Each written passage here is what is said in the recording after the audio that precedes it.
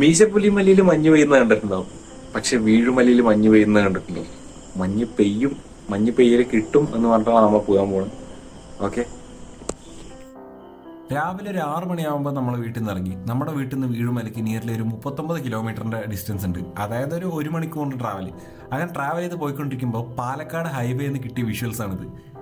രാവിലത്തെ സൺസെറ്റ് അതും കണ്ടുകൊണ്ട് നമ്മളൊരു 1 മണിക്കൂർ കൊണ്ട് നമ്മൾ നേരെ വീഴുമല എത്തിയിട്ടുണ്ട്. അവിടെ തന്നെ കുറേ വണ്ടികൾ ഉണ്ടായിരുന്നു കേട്ടോ. എത്തി ഗൈസ്, അങ്ങനെ നമ്മൾ സ്ഥലം എത്തി.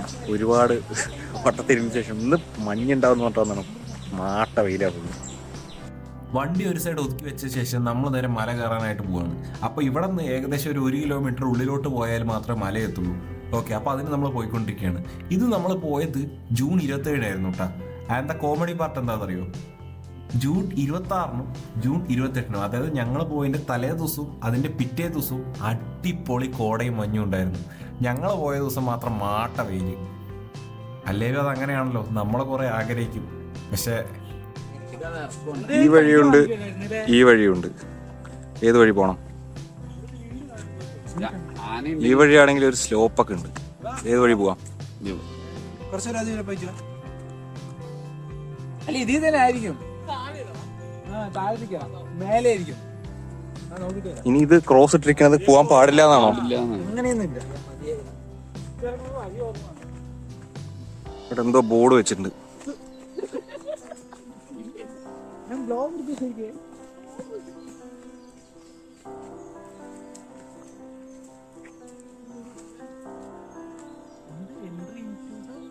Forest is strictly prohibited.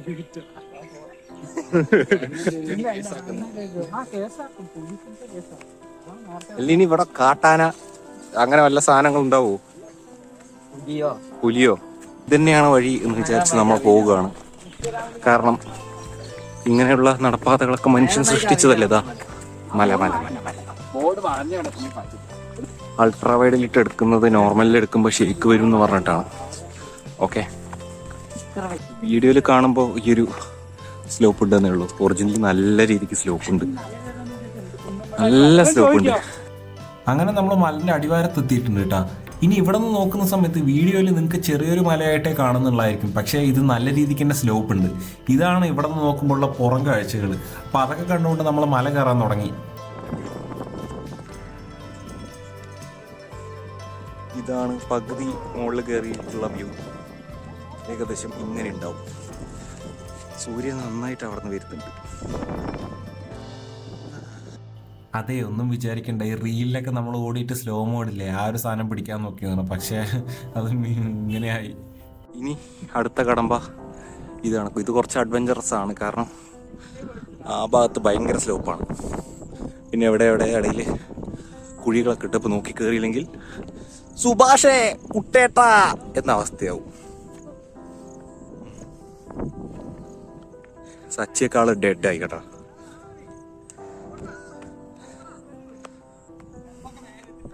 എല്ലാ ഗ്യാങ്ങിലും കാണുമല്ലോ ഒരുത്തൻ അനാവശ്യ കാര്യത്തിന് മോട്ടറാക്കിയിട്ട് കുഴി കൊണ്ട് ചാടിക്കുന്ന ഒരുത്തൻ. ദാ ഇവനാണവൻ. എന്തായാലും കോട കിട്ടും മഞ്ഞ് കിട്ടും എന്ന് പറഞ്ഞിട്ട് ഞങ്ങളെ കൂട്ടിയിട്ട് വന്നാണ്.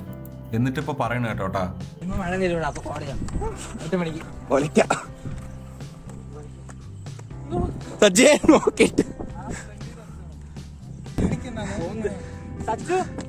ഓന്തിനെയൊക്കെ കണ്ട ഇങ്ങനെ ഇതാവില്ലാട്ടാ. ഓന്തിനെ കണ്ടാലും പാമ്പിനെ കണ്ടാലും അനങ്ങാതെ നിൽക്ക്. ദാസൻ പറയുന്നത് കേൾക്കൂ.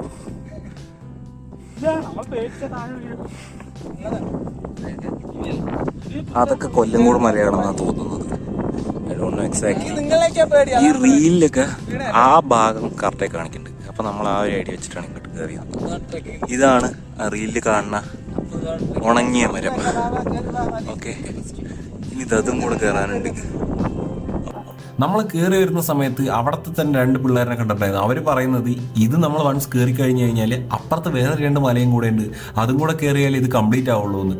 ഇതൊക്കെ എന്ത്! So I was so thrilled for that. പക്ഷെ എൻ്റെ കൂടെയുള്ളതാ അപ്പുറത്ത് ഇരിക്കുന്നവനും പിന്നെ താഴെ ഒരുത്തനുണ്ട്. അവർക്ക് 2 പേർക്ക് തീരെ വയ്യ. അപ്പോട്ടാ കമോൺ. നമ്മളങ്ങനെ ഇതിൻ്റെ ഏറ്റവും ടോപ്പിൽ എത്തിയിട്ടുണ്ട് കേട്ടോ. ആദ്യത്തെ മലയുടെ ടോപ്പിൽ. ഇനി 2 മല കൂടെ ഉണ്ട്. ഇനിയും 2 മലകളുണ്ട് എന്നാണ് പറയുന്നത്. അവിടെ വേറെ എവിടെയോട്ട് കാരണം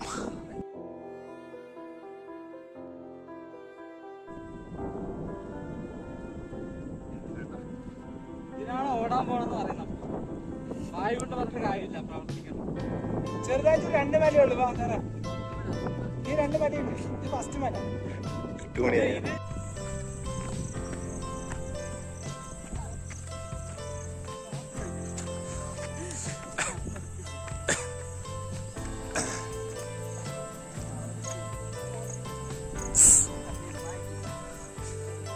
ആലോചിക്കട്ടെ.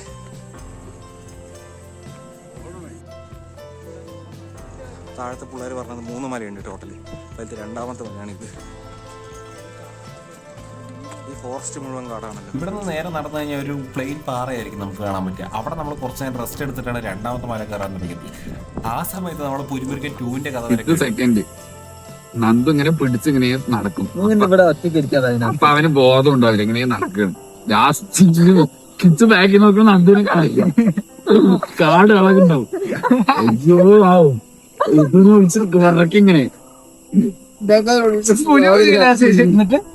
വിറക്കി ഇവിടെ നന്ദുവിനെ കാണില്ല. ഇങ്ങനെ നോക്കും ബാക്കിങ് സുമ്മുന്ന ഒരു സൗണ്ട് എന്തുവിനെയും കാണാനില്ല.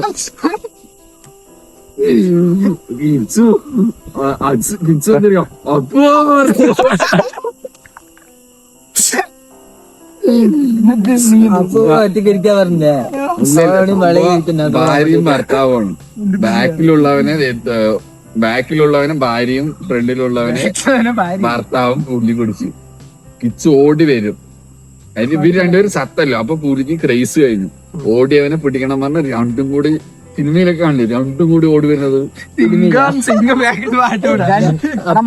ഒരു ഐഡിയ ചെയ്യും. ഇനി വൈകിട്ട് ഇത് കഴിഞ്ഞിട്ട് അവിടെയും പോയിട്ട് മൈസൂർ അങ്ങനെ കാണും. പുലിമുരുകന്റെ കഥ രണ്ടുപേരും പിടിച്ചില്ല, പിന്നെ എന്നെ പിടിക്കാൻ പറ്റണം. ലോജിക് ഉണ്ടാ, എന്ത് ലോജിക്ക്? കഴുത്തി പിടിച്ചു, അത് ചത്തു. ചത്തപ്പോ അതിനൊരു ക്രൈസ് പോയി. അതിന് അത് ഫുഡിന് വേണ്ടിട്ടാണ് വേണ്ടത്, ക്രൈസിനല്ല. അല്ല, ക്രൈസിനാണ്, ഫുഡിന് വേണ്ടിട്ട്. അങ്ങനെ ലോജിക്ക് ഇല്ലാത്ത പുലിമുരുകൻ 2ന്റെ കഥയെ കേട്ടിട്ട് നമ്മൾ നേരെ മല കയറാനായി തുടങ്ങിയിട്ടുണ്ട് കേട്ടോ. ആദ്യത്തെ മല ഫുള്ള് ടെറൈന്, സ്ലോപ്പ്, ഒരു പാറയൊക്കെ ആണെങ്കിൽ ഇത് ഒരു കാടിന്റെ ഉള്ളിൽ കൂടെയുള്ള ഒരു മലയായിരുന്നു. അപ്പോൾ അങ്ങനെ പോയിക്കൊണ്ടിരിക്കുകയാണ് നമ്മൾ. പോണ വഴിക്ക് ഫുള്ളും ഈ കമ്പിളിപ്പുഴുവും അതുപോലെ തന്നെ അതിന്റെ വലയും അങ്ങോട്ടും ഇങ്ങോട്ടും നിൽക്കുന്നുണ്ടായിരുന്നു. അപ്പം നമ്മൾ നേരെ നോക്കിയിട്ടാണ് പോയത്. കാരണം എവിടെയെങ്കിലും തട്ടിത്തവറി നമ്മൾ കൈ പിടിച്ചു കഴിഞ്ഞാൽ പിന്നെ അവിടെ ചൊറിച്ചിലായി മൊത്തം ചടങ്ങാവും. അപ്പോൾ നമ്മൾ നോക്കിയും കണ്ടിട്ടാണ് കയറാൻ തുടങ്ങിയത്. ഇതാണ് എക്സാക്റ്റ് ആ റീലിൽ കാണുന്ന സ്ഥലം. ഈ മഴയത്ത് ഇവർ കോട്ടൊക്കെ ഇട്ടിട്ടുള്ള വീഡിയോസ് ഒക്കെ ഉണ്ടാവില്ലേ, അപ്പൊ എക്സാക്റ്റ് ആ കാണുന്ന സ്ഥലമാണ് ഇത്.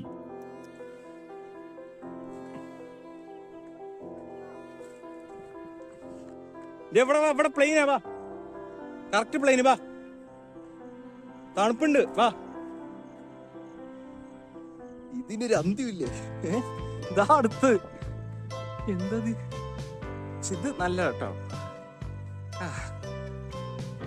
ഇതാണ് എക്സാക്റ്റ് നമ്മുടെ ഈ റീലിലെ കാണുന്ന മല. ബൈ നിങ്ങൾ എവിടേക്കെങ്കിലും പോകാൻ പ്ലാൻ ഉണ്ടെങ്കിൽ നിങ്ങൾ എന്ത് എക്സ്പെക്ട് ചെയ്തിട്ടാണ് പോകണം. മഞ്ഞാണെങ്കിൽ അത് മഞ്ഞിന്റെ കറക്റ്റ് സമയവും കാലവും ഒക്കെ നോക്കിയിട്ട് ഇവിടെ സൂപ്പർ.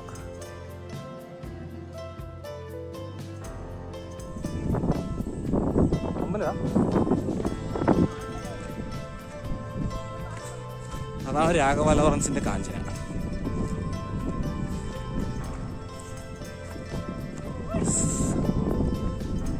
ദൈവം സെറ്റപ്പാണോ എന്താണെന്നറിയില്ല, എന്തൊക്കെയാണെങ്കിലും കൊള്ളാം.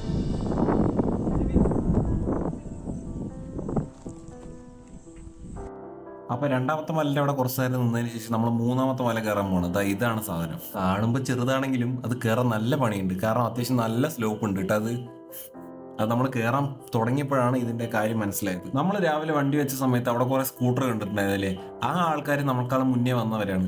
അപ്പൊ അവരിനെ നമ്മൾ കണ്ടുകൂട്ടാ. അപ്പൊ അവര് തിരിച്ചിറങ്ങായിരുന്നു നമ്മളിവിടെ എത്തിയപ്പോ. അപ്പുറത്ത് പോകണം, പക്ഷെ ചാടാൻ പറ്റില്ല. ഇതാണ് ഏറ്റവും ടോപ്പ്. അങ്ങനെ ഫൈനലി നമ്മൾ വീടുമലിന്റെ ഏറ്റവും ടോപ്പ് മോസ്റ്റ് പോയിന്റിൽ എത്തിയിട്ടുണ്ട്. ഇതാണ് ഏറ്റവും ടോപ്പ് മോസ്റ്റ് പോയിന്റ്. അവിടെ കയറാൻ പറ്റാത്തതുകൊണ്ട് നമ്മൾ കയറിയില്ല, കാരണം അവിടെ ഭയങ്കര വഴുക്കലുണ്ട്.